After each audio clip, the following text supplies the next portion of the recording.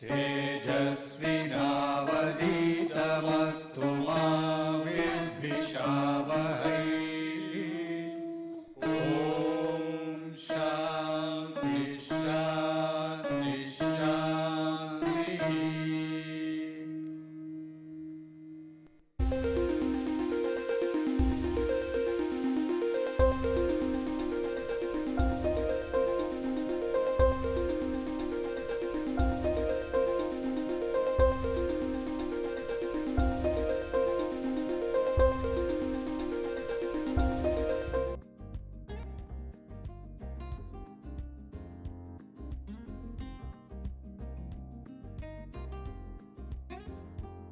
Field, charged particle in a constant uniform magnetic field,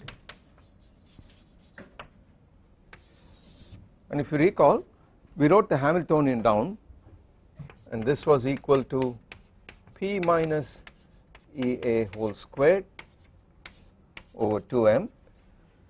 I have no electric fields, just a magnetic field described by a vector potential A, and this was the Hamiltonian. And what we would like to do today is to find the eigenvalues and eigenstates of this Hamiltonian. In the position basis, we would like to find what the eigenfunctions are, or what the wave functions are. Several comments that we made earlier, just to refresh your memories. A is a function of the position coordinates, and therefore in general it does not commute with P. The Cartesian components of P and the corresponding components of R do not commute with each other, right. So when you square this bracket here, you are going to get a term which is of the form P dot A and then a term A dot P, and these two need not be the same. However, we pointed out that P dot A minus A dot P, if I write it in terms of the full vectors themselves, this quantity is equal to IH cross, the minus sign because the P starts here, del dot A. Okay. You can derive this relation by looking at it component by component, very straightforward. And if you choose a gauge in which del dot A is 0, which is called the Coulomb gauge, then this problem of non-commutativity of P and A has gone, disappears, and you could write either of them, it does not matter. You could treat them as if they floated across each other, commuted with each other. So we will come back, I will come back afterwards to the question of gauge invariance and what happens to the wave function when you make a gauge transformation, but at the moment let us simply say that if this is 0 implies P and A equal to 0, they commute with each other. Now the specific problem we have in mind is that of a constant uniform magnetic field. So the vector potential in such an instance has many representations, infinite number of them in fact, and a convenient choice is 1/2 B cross R for a constant magnetic field B. Okay. This is easily verified, this is well known to you, this is easily verified. The curl of A should give you B once again, so let us find the curl of A. The I component of it, this is equal to epsilon ijk del j ak, where this stands for delta over delta xj, the Cartesian coordinate xj. But this is equal to, if I put in that ak, this is equal to half epsilon ijk del j, and then ak is half B cross R, so that is equal to epsilon k Lm and then BL xm. That is just expanding the formula for B cross R. So I write cross products in this particular form, and this is equal to 1/2 BL, because that is not differentiated at all, it comes out, and then you have epsilon ijk epsilon KLM del J xm. And what is this? it is the partial derivative of xm with respect to xj. That is just Kronecker delta, this is just a Kronecker delta. So this quantity here is delta xm over delta xj equal to Kronecker jm. So this is easily written down, it is 1/2 bl epsilon ijk epsilon k lj, that is it. And now I would like to use this formula for contracting the epsilon symbol. So there is let us move this k across, this is equal to 1/2 bl epsilon ijk epsilon ljk. Because I exchange k and l, I get a minus sign, I exchange subsequently k and j and I get another minus sign. So taking it across two indices gives you a plus sign again, and that is equal to 1/2 bl and then twice delta il equal to bi. So this figures, because the epsilon symbol twice contracted gives you just a 2 times the Kronecker delta. So indeed B is curl A, so it just verifies that B is curl A, and this formula for A is correct. Now incidentally, if B equal to B Ez, as we are going to do in a short while, I am going to choose the magnetic field along the z direction without loss of generality, then what does A become?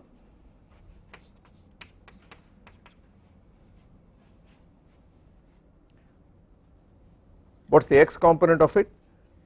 It is by z here minus bz y, but then B is only along the z direction, so it is minus bz times y, so this is equal to minus 1/2 by, that is the x component.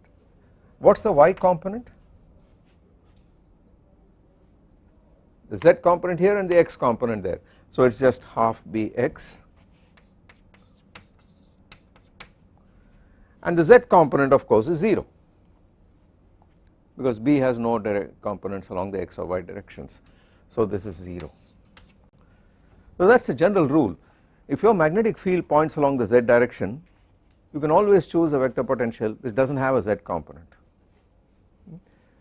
Moreover, the x and y components of the vector potential can't depend on z, because if they did, you would differentiate it and get non-zero values for the magnetic field along the x and y directions. So the general rule is, if you got a magnetic field in a particular direction, you can choose the vector potential to be transverse to it, and the transverse components do not involve the coordinate along the magnetic field. Okay, so that is exactly what has happened here. Is this unique, by the way? Is this unique? No, you can add the gradient of any scalar field to it and you would get exactly the same magnetic field. For instance, is it possible for me to get rid of one of these components? Can I get rid of this component and have just an x component?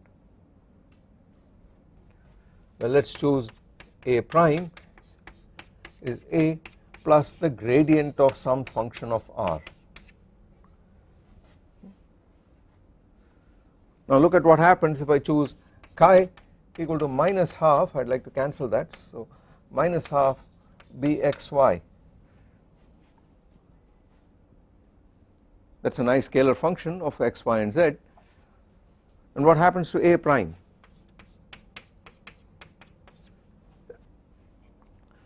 It is the original Ax, the x component, plus the gradient, which means differentiation with respect to x, which gives me minus half by, and I add that here and I get a minus by, and what about the y component? 0, it vanishes.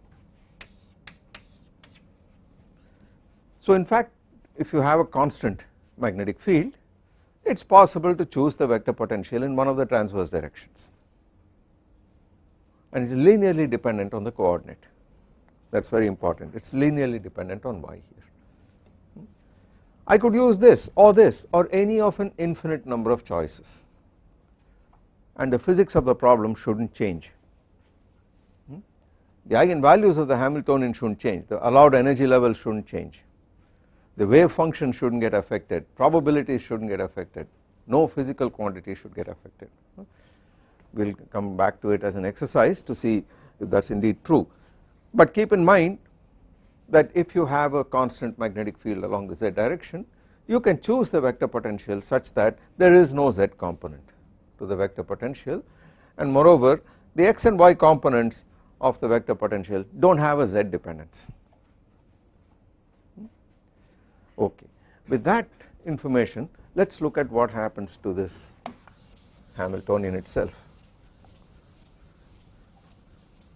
We could now write down this position space Schrodinger equation, because I know that P is represented by minus IH cross gradient in the position representation, and I could put in one of these guys. So for instance, if I choose this here, this becomes equal to P vector, well, I write the x component first, so it is Px becomes a plus E By whole squared over 2m plus, and then A has no y or z component at all, so it is just Py squared over 2m plus Pz squared over 2m, and this is not a subscript, sorry, By. And notice that y commutes with Px. This is why I said that A and P commute with each other, because we are working in a gauge in which del dot A is automatically 0. And this problem looks extremely simple. It looks like there is free motion in the z direction, because there is no z dependence in the Hamiltonian except the kinetic energy, so it should move like a plane wave in the z direction, and in the xy plane there is a little bit of complication, but the fact is this term commutes with that, so even Px squared over 2m looks like free motion, although it really isn't, we will see, but the y is different. There is a y squared term, there is a Pxy term, and then there is a Py squared term. So this is a little more intricate, x and y are mixed up in some strange sense, but in the z direction it looks like it is free motion. Now how do we analyze this? Well, we could write down the Schrodinger equation by writing minus IH cross gradient with respect to x here, and then a y here, and then the remaining terms of the del squared here. We will do that, but there is an easier way, much easier way, and that is the following.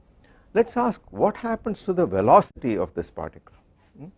Recall that our definition of the canonical momentum P was equal to mv plus Ea.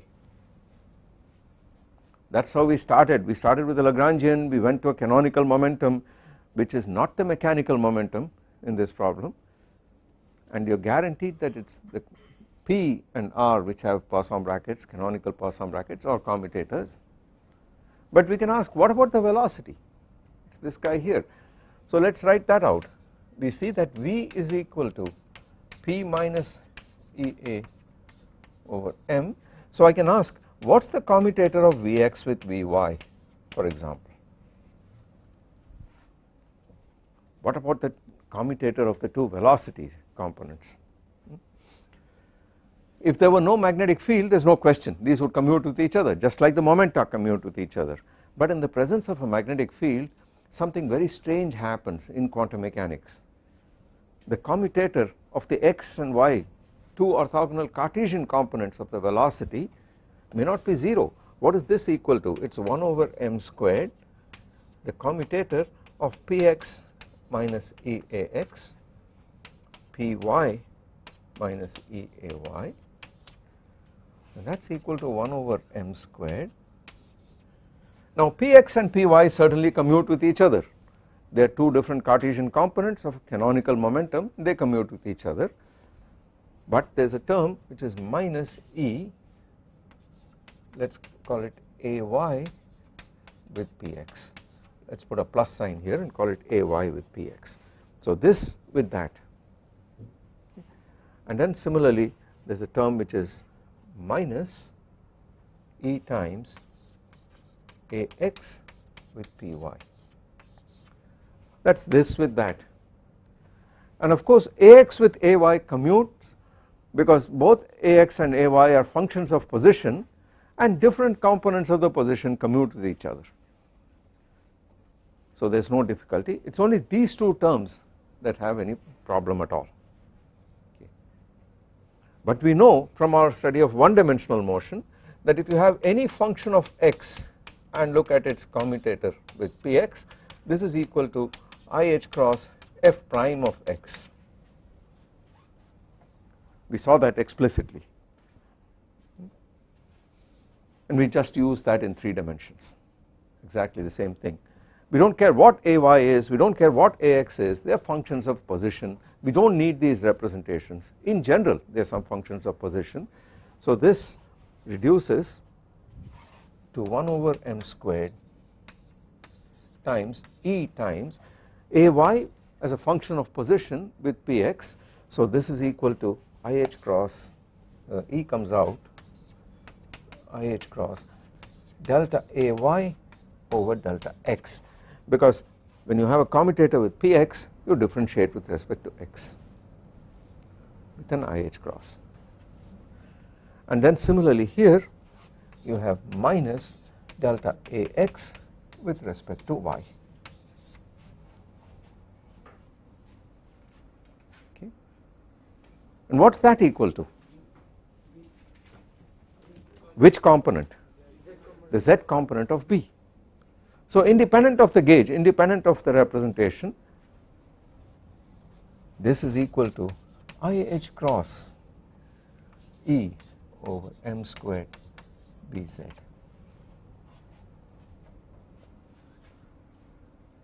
And of course you can do this in cyclic permutation, and then you end up with this very interesting result that the commutator of Vi with Vj, the I and jth Cartesian components of the velocity of this charged particle, is equal to IH cross E over m squared epsilon ijk bk. So we have this very interesting result which says that for a charged particle in a magnetic field you can't simultaneously measure two different Cartesian components of the velocity, they are not commuting variables, and for a given constant value of the magnetic field it is like x with p itself, because there is an IH cross and then some constant here. So they do not commute, and there is a unit operator sitting on the right hand side. So this result here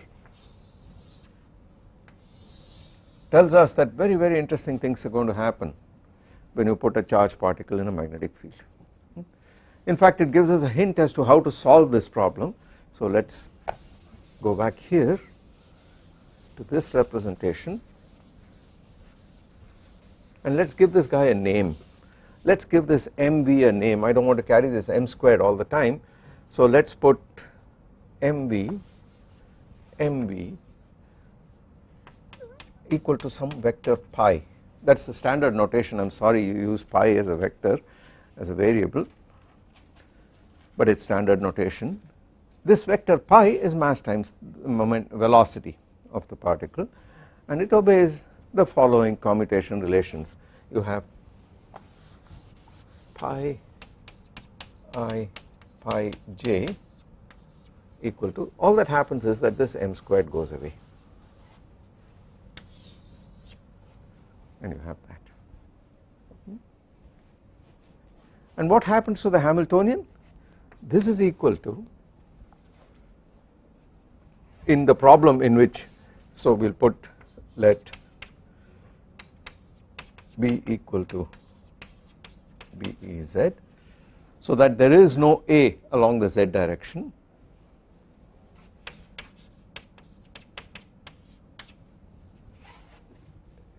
this becomes equal to pi x squared plus pi y squared over 2m plus pz squared over 2i.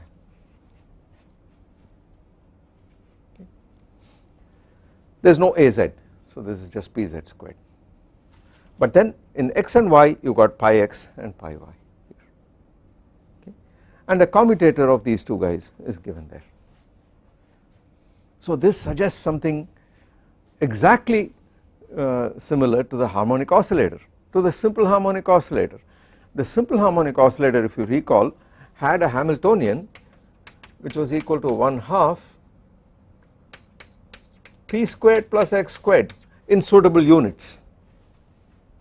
It was essentially p squared plus x squared, where the commutator of p with x or x with p was I times IH cross times the unit operator. And then we defined an A and an A dagger. A was essentially x plus IP and A dagger was x minus IP, so that this x squared plus p squared became A dagger A, and then we could diagonalize it. So let us define, let's now put A equal to pi x plus I pi y divided by square root of, normally you would have had a square root of 2, so we put that in, so we get rid of the usual thing, but remember the commutator of pi x with pi y is not just IH cross, it has got this E times B also, so let us put that in 2 EB H cross. Okay. So this is going to guarantee A dagger is then pi x. Please notice these are all Hermitian operators. This is Hermitian, that is Hermitian, and therefore pi is Hermitian.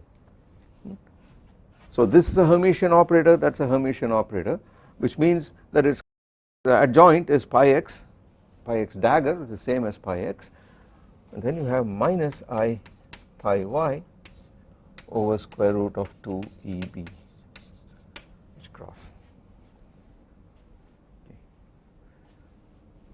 And what is A dagger A?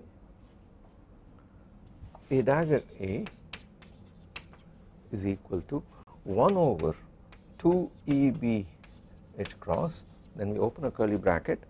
So I got to multiply this on the left and that on the right, so the first term is pi x squared, that is fine, and then there is a term which is pi y squared, which is also fine,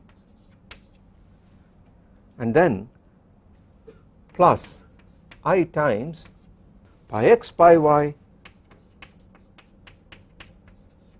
minus pi y pi x. So let us see if we got the i's right. This times that, so it is pi x pi y with a plus I and then minus I times that. But what is this? Pi x pi y minus pi y pi x is a commutator here, it is IH cross EB, where B is along the z direction. So this is equal to pi x squared plus pi y squared over 2 EB H cross, and then minus because of the I and the I, and then there was H cross EB which cancelled out, and essentially you got a half here, minus half. Therefore this Hamiltonian becomes equal to A dagger A plus half, that brings you to this guy here, so it is A dagger A plus a half here, and you got to multiply by EB H cross, so EB H cross and divide by m, because I want this guy not over 2 but 2m, and I substitute for pi x squared plus pi y squared over 2, that is equal to A dagger A plus half multiplied by EB H cross plus PZ squared. Now we are in business, because I know that the eigenvalues of this part of the Hamiltonian is exactly the same as the eigenvalues of a harmonic oscillator, because the moment A with commutator with with A dagger is 1, then the operator A dagger A has eigenvalues n equal to 0, 1, 2, 3. So we have actually reduced the problem to a harmonic oscillator plus a free particle motion in one direction, and these levels are quantized completely. So it is a strange thing that is happening. So it says immediately, oh by the way we can write this a little better, H is equal to, notice the quantity Eb over m has the dimensions of a frequency, and what is the frequency? What do you call Eb over m? Classically what do you call Eb over m? I have a magnetic field and I put a charge in it. What happens to the charge particle motion? It goes round in circles, right? If the velocity of this particle is transverse to the magnetic field, then it will just keep going round in circles. And what do you call this frequency? The cyclotron frequency. It's just the cyclotron frequency, right? After all, let's go back. I have a particle making a circular orbit of radius r, and this is a charge particle of charge q and mass m, for example, charge E and mass m in our notation here. What is the angular momentum of this particle? Orbital angular momentum, some frequency, angular frequency omega say, so it is equal to the angular momentum is angular, this is equal to moment of inertia, which is mr squared times omega. Omega is 2 pi over capital T, the time period of rotation of this orbit. What is the magnetic moment? By Ampere's theorem, this is equal to the area of this loop, right? The current or whatever it is multiplied by the area. Now what is the area? Pi r squared, the area of this loop. And what is the current? E over T. E over T. But that is equal to pi r squared E over 2 pi, and then there is an omega on top, because T is 2 pi over omega, and so this guy is equal to 1/2 E over 2 r squared omega. Can we write this guy in terms of L? So mu is equal to E over 2 and r squared omega is L over m, so mu over L, mu over L is E over 2m. The ratio of the magnetic moment magnitude to the angular momentum magnitude is E over 2m, and what do you call this E over 2m? It is called the gyromagnetic ratio.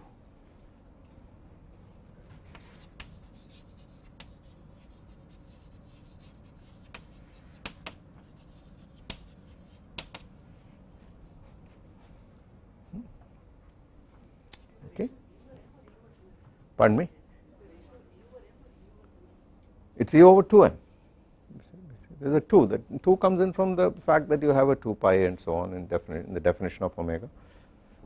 So this is the gyromagnetic ratio. Of course we are going to generalize this very shortly, and I am going to argue that every time you have a charge and you have an angular momentum, maybe an intrinsic angular momentum like spin, associated with it is a magnetic moment, which is the charge divided by twice the mass multiplied by the angular momentum.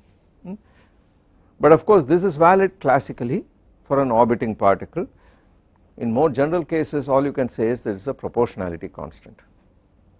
So in general it will turn out that if you have some angular momentum j which could become a quantum mechanical operator, this guy multiplied by E over 2m multiplied by a fudge factor, some numerical factor which is not calculable from elementary considerations. This will turn out to be the magnetic moment operator, magnetic moment, and this is called the G factor. We will evaluate, we will see what this factor is for the case of the electron and so on when we talk about spin, but the genesis of that formula comes from here.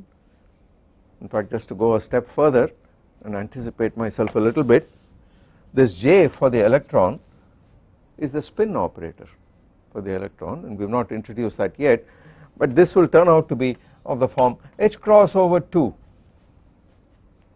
multiplied by some operator whose eigenvalues would have unit magnitude. So if you are talking only about magnitudes, there is an h cross over 2 here, and then there is a G, and then there is a E over 2 me, and this would be the magnitude of the magnetic moment of the electron, the intrinsic magnetic moment of the electron. It turns out, notice all these factors of 2, there is a 2 coming from the fact that the spin is a half, there is a 2 coming from that 2 pi there, and there is one more 2 coming from the fact that the Dirac theory of the electron says that G is equal to 2 for the electron. So there is one more 2, so this is 2, and that 2 cancels against this 2, and then you have h cross E over 2m is mu, and what do you call E h cross over 2me? It has got physical dimensions of a magnetic moment, magnetic dipole moment. This term is known to you already. It is called the Bohr magneton. This is the Bohr magneton. Yes? Memorized long ago and forgotten since. So this is where it comes from, and we will talk about this. And it turns out that this G is not exactly 2, it is 2.00 something or the other, and that something or the other has been computed to 8 decimal places and agrees with the experiment to 8 decimal places. And we know why it does not agree in the 9th either. So this is the big triumph of quantum electrodynamics, the evaluation of G minus 2 for an electron exactly, but that requires quantum field theory. Okay, to come back to where we were right here at this point. This frequency here Eb over m is the cyclotron frequency. So now let me write the Hamiltonian. This Hamiltonian is equal to h cross omega c, where omega c is Eb over m times a dagger a plus a half plus pz squared over 2m with a dagger equal to the unit operator. We can therefore write down the energy eigenvalues immediately. What would they be? What would they correspond to? They would depend on the quantum number n for this oscillator, simple harmonic oscillator, but they also involve this free particle motion along the z direction. Physically what is happening is that the levels, classically what would happen is we put a particle in such a field along the z direction, then depending on its initial velocity it would perform a helical motion about the direction of the magnetic field. It would be circular if you project it in the plane perpendicular to the magnetic field, and it is helical because there is an initial velocity in the z direction and that continues. So it is a helix, it has got constant pitch, and in the xy plane, the transverse plane, it would perform circular motion with the cyclotron frequency. This is all that would happen. Quantum mechanically, the levels, the energy levels have this free motion on this side parameterized by some wave number kz. So this is a function of n and kz, and this is equal to h cross omega c n plus a half plus h cross squared kz squared over 2m. So if you could confine your particle to the xy plane, then the levels would look quantized like those of a simple harmonic oscillator, but if not, there is free motion in the z direction. It drifts in the z direction with any real number kz, any wave number either up or down.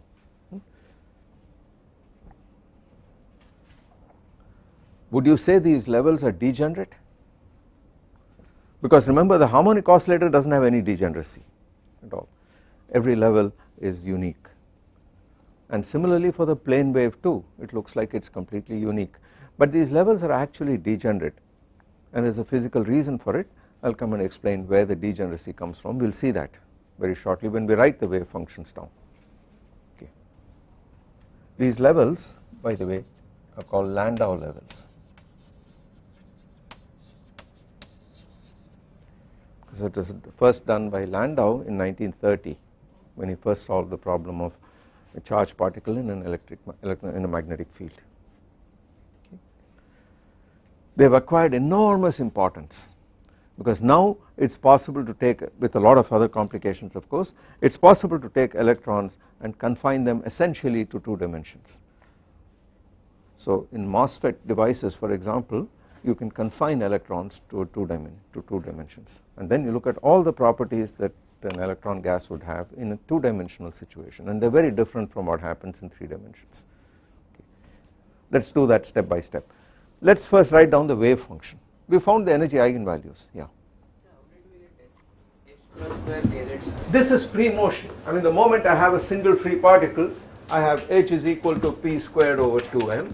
This immediately implies the solution of h psi equal to E psi would be the solution of minus h cross squared over 2m d2 psi over dx2, or rather phi because it is time independent, equal to E phi, which I can write as phi double prime plus k squared phi equal to 0, where k squared is 2me over h cross squared. Then the solutions are e to the plus or minus ikx, plane waves specified by a continuously varying wave number k. Okay. Physically what does it say? It says if the motion is occurring along this axis for instance, then if I tell you its momentum, which is what I am doing, its position is completely uncertain, right, totally uncertain, so that the uncertainty in position for plane wave is infinite, because you can see the wave function is just a plane wave, it has unit modulus, so the probability density is constant, does not vary at all, it is not even normalizable unless you put the whole thing in a box of some kind. So the interesting question to ask is, what sort of wave functions do you get here? How do we find out? Well, let us go back and solve this problem in the position basis, but now to write down the wave functions explicitly I must choose the vector potential explicitly. So far I did not do it, I said whatever it is that is it, and notice that the magnetic field appears through the cyclotron frequency. The vector potential does not appear, it should not, because the answer should be independent of the gauge that you choose. So it cannot explicitly depend on the vector potential but only on the magnetic field, and that is what we have seen happens. So we made no assumption here, these commutation relations did not assume any specific form of the vector potential at all, but now to write the wave function down I have to tell you what the vector potential is. So let us see what happens with the Hamiltonian. So let us choose h is p minus Ea whole squared over 2m, and let us choose the vector potential A to be equal to minus by 0 0, just to be definite. Okay.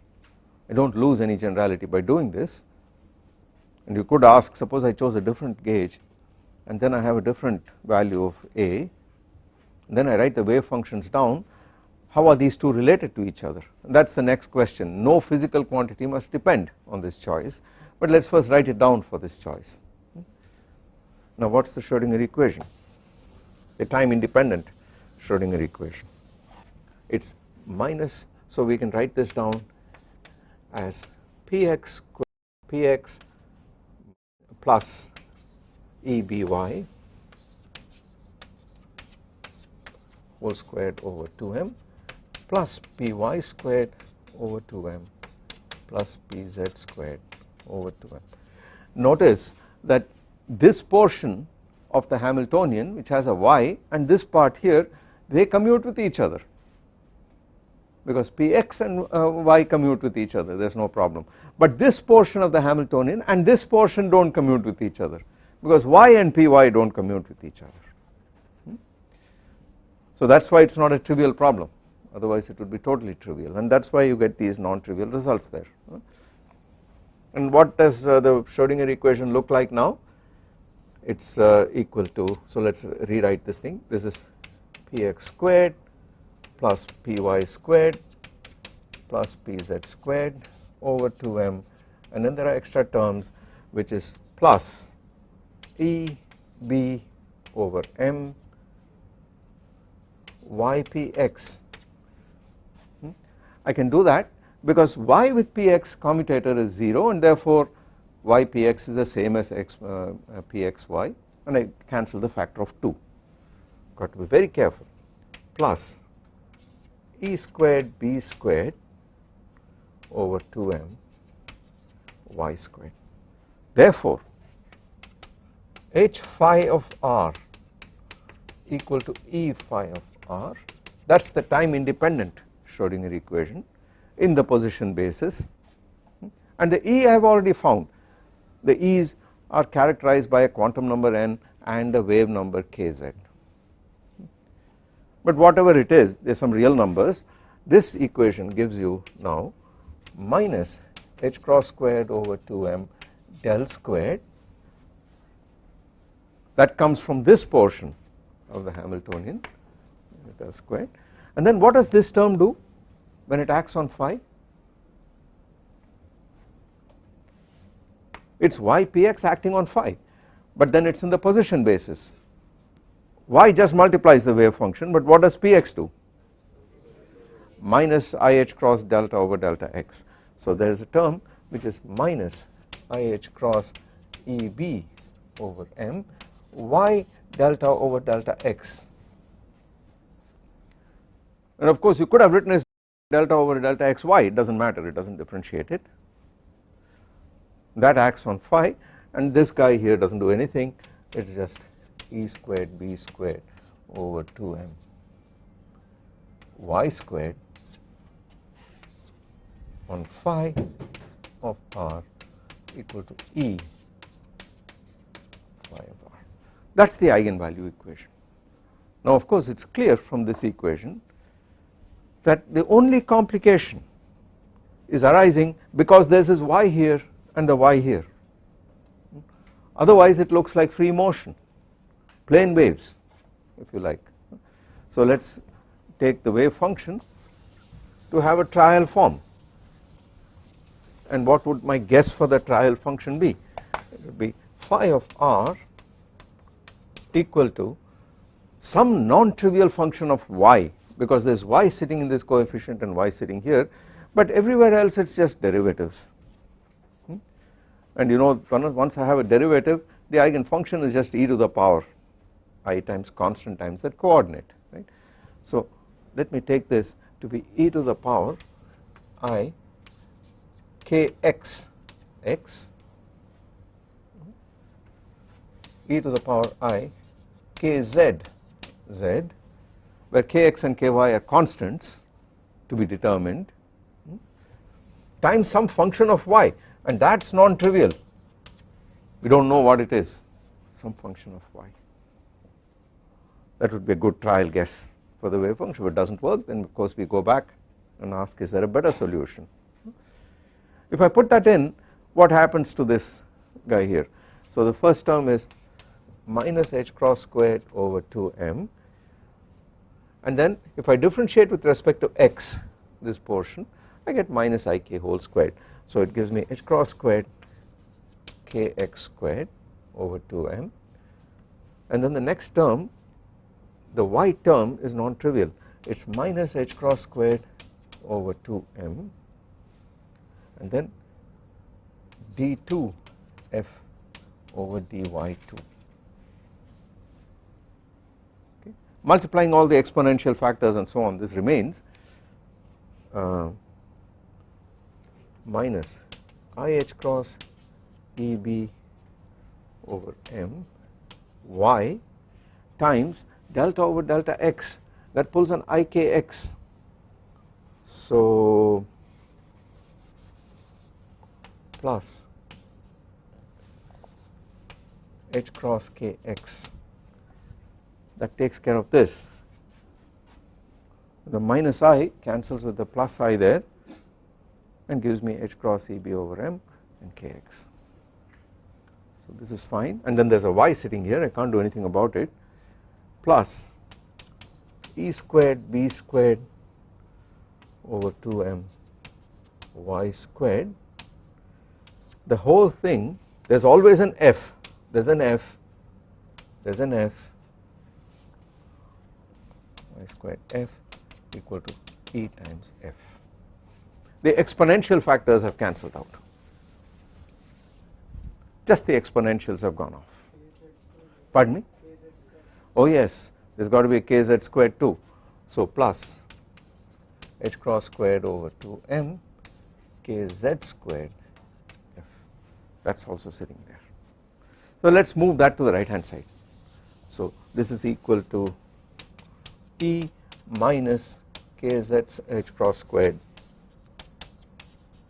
kz squared over 2m on f. So we move that. Now we know at the back of our minds that E is actually h cross squared kz squared over 2m plus h cross omega c times n plus half. We know that already, right? So that is why it is not unreasonable that the right hand side has that combination, and that does not depend on kz anymore, it is cancelled out. So the z direction motion is quite trivial. The x and y is another story because they are sort of mixed up. You got this guy, you got this guy, and you got this. What would you suggest?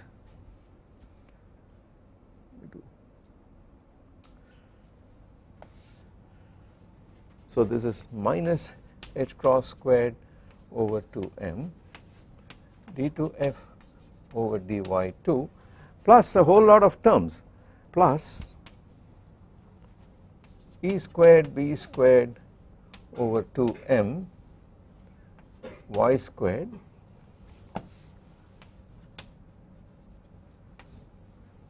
that is this term plus h cross kx EB over m times y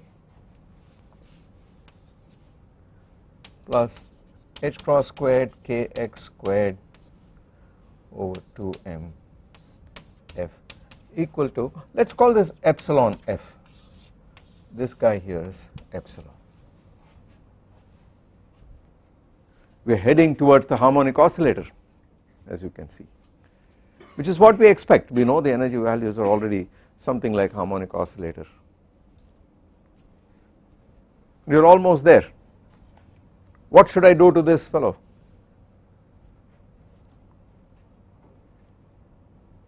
Let us pull out an E squared B squared over 2m and see what happens. It is better to pull out an omega c. It is better to pull out whole omega c squared because it is going to look like a harmonic oscillator. So this is what I am aiming for. So multiply by, this is minus h cross squared over 2m d2f over dy2 plus 1/2 m omega c squared times some y prime squared equal to epsilon f of y prime, say, and let me make this also y prime 2 by completing squares. This guy here has got a y squared term, a y and a constant term, so I can complete squares very easily here, where omega c is the cyclotron frequency Eb over m. And what is y prime?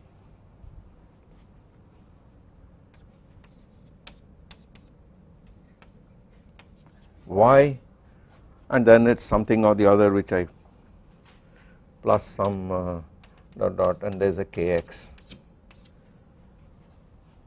Figure out the constants and put them in. It is some constant or the other. Pardon me? Y prime square into f. Y prime squared times f, of course.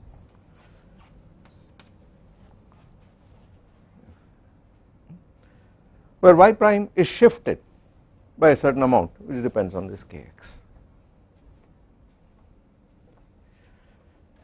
That is it. We have solved this equation. This is the equation of a simple harmonic oscillator in the coordinate y prime, and therefore the potential is parabolic in this y prime, it is y prime squared, and therefore the energy eigenvalues are h cross omega c times n plus half. We already know that those are the square integrable wave functions. So we can write the solution down.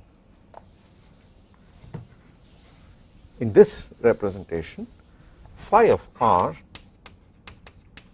is of the form some normalization constant to normalize the harmonic oscillator solutions, and then there is an e to the I k x x, e to the I k z z times this f of y, but this f of y is e to the power minus y prime squared over 2 measured in units of the appropriate length, right, which is what, in this case the length scale is set by h cross over m omega c, square root of h cross over m omega c. So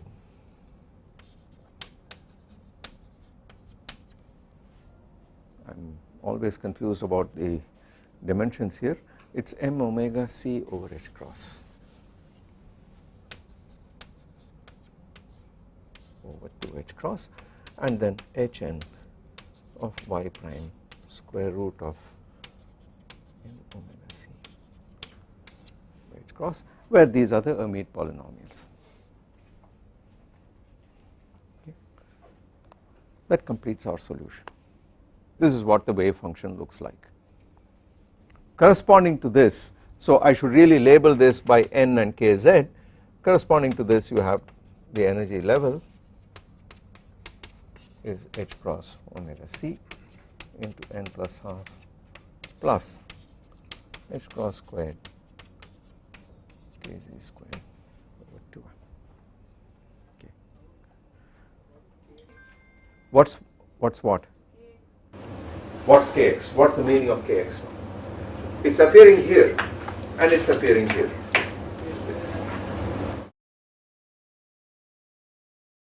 So what does this mean? Think of it physically. You've got a magnetic field in the z direction. The charged particle classically would move in the xy plane with a helical motion in the z direction. In the xy plane, the projections of the motion would be circles. Where is the center of the circle? The energy doesn't depend on where the center is, it can be anywhere in the plane.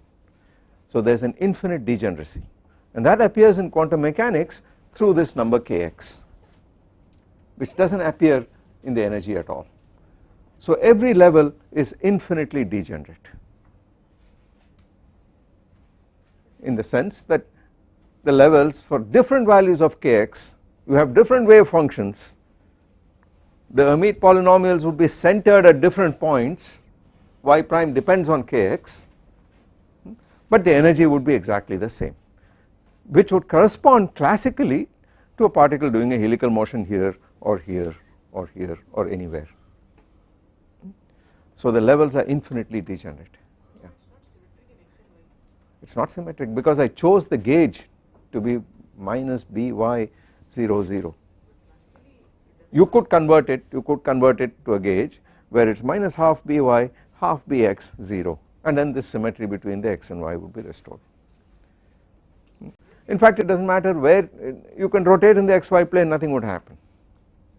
If the field is in the z direction, the whole system is invariant under rotations in the xy plane. So which axis you call x and which you call y, or what combination you choose, is completely irrelevant.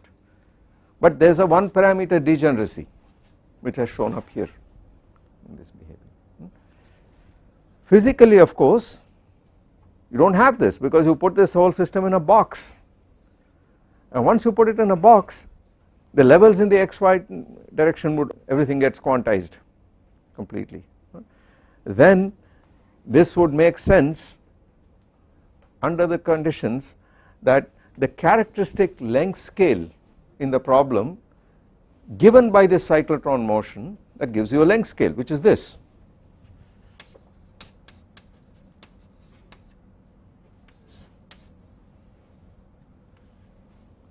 That gives you a length scale in the problem equal to lambda, say.